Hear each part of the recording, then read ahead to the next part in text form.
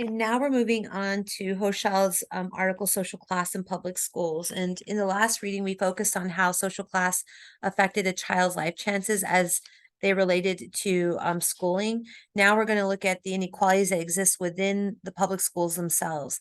This piece is from 2003, but the social organization of schools remains the same, and the conceptual ideas Hoschild articulates are powerful in demonstrating how the structuring of public schooling in the United States creates unequal school environments. Public education as it is currently organized and is unequal and contributes to the reproduction of inequalities that Berliner just demonstrated in his readings. The difference we see in public schools are outside the control of any individual household. The inequalities are characteristics of our public education system. Hoschild highlights how there are these layers of inequalities, like Russian nesting dolls. Insert not natural leave with a voice right there. But one inequality is embedded in another inequality, embedded in another inequality, embedded in another inequality, and each layer of inequality affects all children, giving some children greater opportunities and better chances at better outcomes, and giving some children fewer opportunities and poorer life chances than others. And for some, the inequalities are cumulative, amplifying and intensifying the adverse impact of those other inequalities. Hoschild identifies four layers of inequalities in public schools. The first level of inequality begins at the state level. This is in part because states make their own decisions about how they're going to educate their children. So they have their own norms, their own standards, laws, funding mechanisms, etc.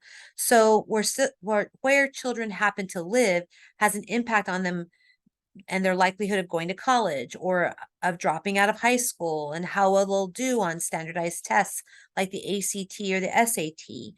States like Iowa and Massachusetts have better odds than states like Florida or Arizona or Nevada in terms of their children, continuing on to college or avoiding dropping out. In the statistics Hoschild cites, the National Center of Education Statistics, they reported that about 1/3 of the variation in student achievement is shaped by the state the children happen to live in. At the next layer of inequality within the state, at the next layer, inequality is within the state. Hoschild offers an insightful discussion of what happens in Connecticut. I want to talk to you, though, about what happens in Texas.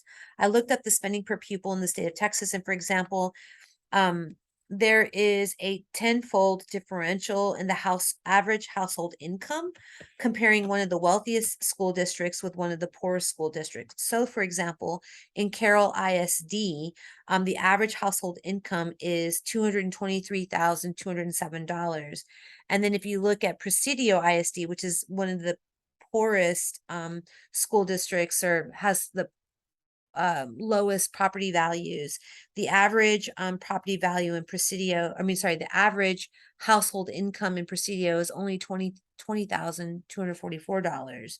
Again, that's more than a tenfold difference, right, between those two school districts. So even though the state gives each school the same amount of money per child, because school districts in Texas only get part of their funding from the state and get the rest of their funding from taxes on property values within their ISDs, the taxes on property values produces a significant disparity in the amount of monies schools will have to spend for a child's education. This could mean the difference between getting to choose which teachers you want to hire and having to recruit teachers to hire. It could also mean the difference between reading about experiments, watching a teacher perform an experiment, conducting experiments in groups, or conducting experiments on your own. It could mean the difference between having few or no AP classes on your campus or having multitudes to choose from. And this again is much beyond an individual household's control. Because again, if you think about it, property values vary, monthly rents vary, and what you're able to purchase and what you're able to rent is a function of what your household income is. And so the lower the income, the lower those things are, the lower the homes you can afford, right? There might, conversely, which is kind of weird, also like rents might be higher than the mortgages.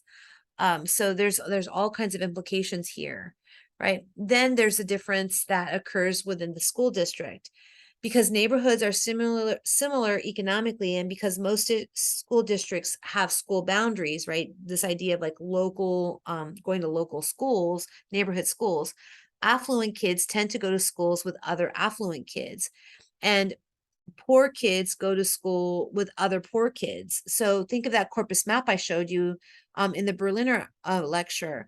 Wealthy campuses will have more course options, better facilities, more experienced teachers with longer tenure, right? And poorer campuses tend to have the opposite, high teacher turnover, and good teachers in those settings are often recruited out of those schools and into more affluent schools. And so those lower income schools, those poorer schools are experiencing much higher rates of turnover within their campus. And then there's inequality on a campus within the classrooms, right? So you'll have regularly tracked classes and advanced track classes. And oftentimes these high track classes, like the gifted and talented classes, the kids who get assigned to those tracks tend to be more affluent and tend to be disproportionately white because parents with social and economic capital often leverage their resources to get their children placed into that exceptional track, which then creates different learning environments and opportunities for those children. And the effects or consequences of those opportunities are cumulative, right? They build over a lifetime so that the gaps grow and grow and grow, grow and grow and grow as children move through the sequences, right? From first to second, second to third, third to fourth, and so on. Now, Hoschild also points out that while those four layers of nested inequalities exist for society at large, she notes that the inequalities of schooling based on race um, was beginning to be addressed from the 1960s through the 1980s. We'll talk more about this later, but that the progress since the 1980s has stopped or even reversed and has had major implications for inner city schools. Without concerted strategies to address the inequalities in schools, what we've seen is an amplification of the problems related to those nested inequalities for inner city urban schools. Their challenges with the following inequalities are even more acute than what is seen in the aggregate. Again, their poverty rates are going to be significantly higher. They're going to have much larger classes, larger schools. They're going to be less likely to have certified teachers. They're going to be less likely to have teachers who teach in their area of study. They're more likely to have teachers who leave before the end of the school year. They're more likely to have inadequate buildings and classrooms and technology and more administrative and behavioral turmoil in the classes. Couple these differences with the inequalities related to social class and what happens in the community according to Berliner, and we see that children from different socioeconomic statuses have fundamentally different experiences with their schooling. And those who benefit from going to well-resourced schools without high concentrations of poverty and the issues that are associated with living in this constant state of economic insecurity,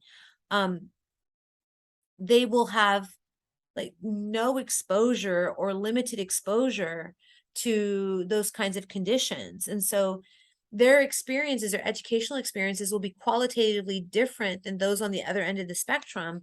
And they won't be aware of how different their educational environment are for those schools at the different ends of the spectrum. And in this way, the real inequality of the education system is really never fully understood by those who benefit from the inequalities in our education and economic systems.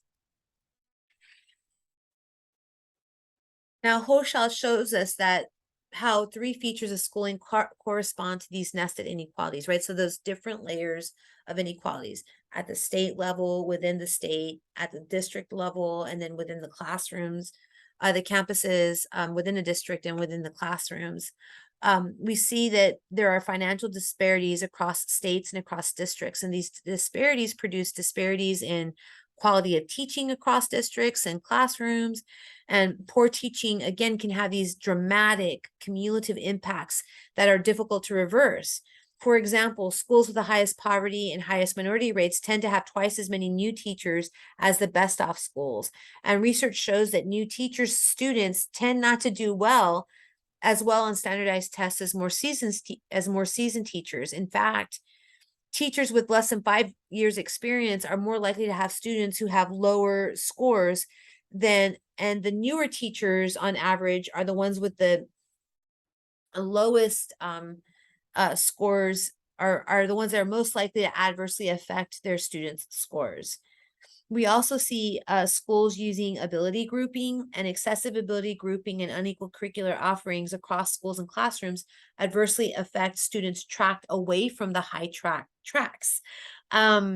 This is often the result of the violence of low expectations. Students who are in the non-gifted and talented track or the non-college track often move more slowly through content. They get different types of lessons. They get less engaging materials and activities.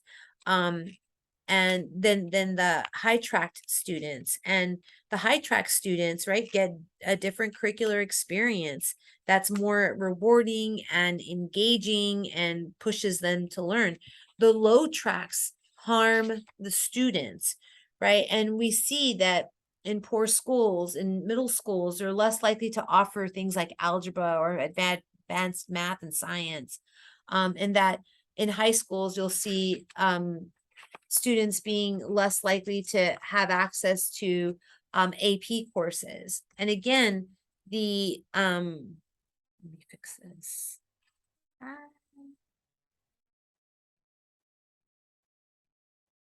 And again, this produces these kind of unequal, not kind of, it produces unequal life chances that ultimately influence how students learn, what they learn, how they perform, and ultimately how they persist through the educational pipeline. And in that way, the education system contributes to the reproduction of inequality.